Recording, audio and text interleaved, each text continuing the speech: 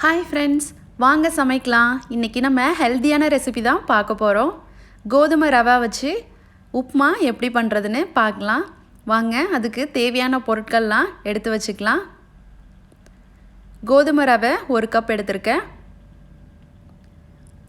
அடுத்து ஒரு medium size கேரட்டை இந்த மாதிரி சின்ன சின்னதாக கட் பண்ணி எடுத்துக்கோங்க. ஒரு 5-6 பீன்ஸை நறுக்கி வச்சுருக்கேன்.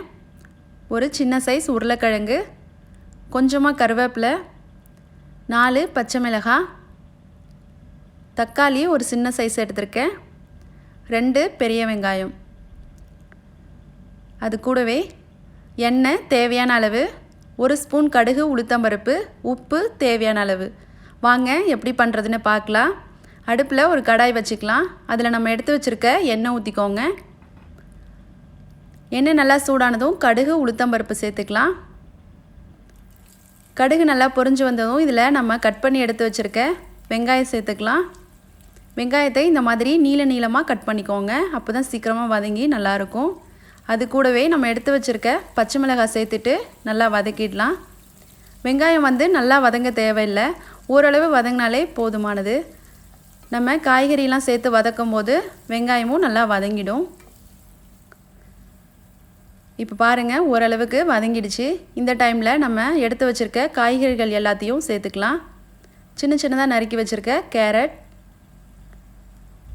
அது கூடவே பீன்ஸ் கொஞ்சமாக சேர்த்துருக்கோம். அடுத்து உருளைக்கிழங்கு சேர்த்துட்டு எல்லாத்தையும் நல்லா வதக்கிக்கோங்க. இது கூடவே நீங்கள் பச்சை பட்டாணி கூட சேர்த்து பண்ணலாம், அதுவும் நல்லாயிருக்கும். ஒரு 2 நிமிஷத்துக்கு இது எல்லாத்தையும் நல்லா வதக்கிடலாம்.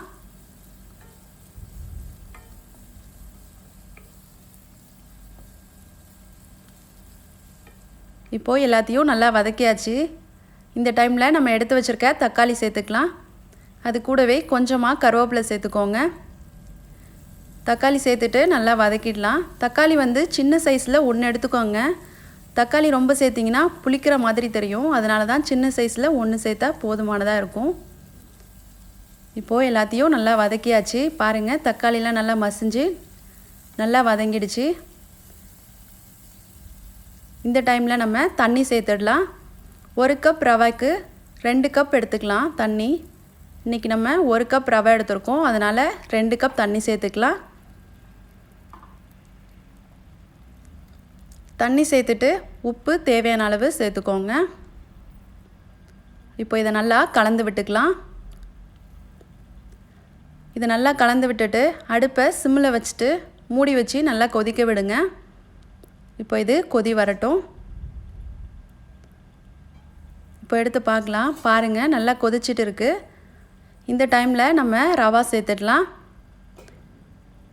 நார்மல் ரவானா நம்ம கொட்டி கலந்து விட்டுக்கிட்டே இருக்கணும். இது கட்டி பிடிக்காது, அதனால் ரவாவை கொட்டிட்டு இப்போ இதை நல்லா கலந்து விட்டுக்கலாம். பாருங்கள், கட்டி எதுவும் பிடிக்கல. இப்போ இதை நல்லா நம்ம கலந்து விட்டுட்டு அடுப்பை நல்லா சிம்மில் வச்சுட்டு ஒரு 10லேருந்து 15 நிமிஷம் இதை நல்லா வேகட்டும். இப்போ மூடி வச்சு வேக வச்சுக்கோங்க. 2 நிமிஷத்துக்கு ஒரு டைம் இதை எடுத்து நம்ம கிண்டி விட்டுக்கிட்டே இருக்கலாம். அப்போ தான் எல்லா சைடும் நல்லா வெந்து சூப்பராக ரெடியாக இருக்கும்.